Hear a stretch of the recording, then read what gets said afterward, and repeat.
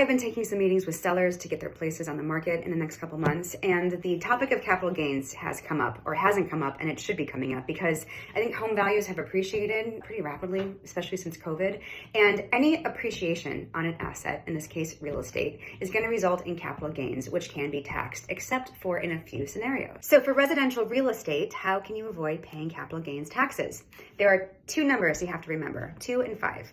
So you have to have lived in this property as your primary residence for 2 out of 5 years. And it doesn't have to be consecutive, just 2 out of 5 years. And then if you're single, that asset can appreciate up to $250,000 and you will not get taxed on that gain of $250,000. If you're married, that number goes up to $500,000. So you don't pay taxes on a $500,000 appreciation in that gain. And if you're trying to calculate what your capital gains might be, just keep in mind that it's not simply like what your purchase price was. So if you bought something for $300,000, the IRS does allow you to take some other expenses into consideration. So some of your buyer closing costs, maybe you did some improvements, like you put in an HVAC or you redid a bathroom. Also, when you sell, it's not just the number that's on the contract, the sales price, it's that minus any of your seller expenses that you needed to get the house sold, realtor commissions, legal fees, and things like that. Now, I am not a CPA, so this is a conversation that you should absolutely be having with a tax professional if you are thinking about selling or going to be selling and have an asset that has appreciated.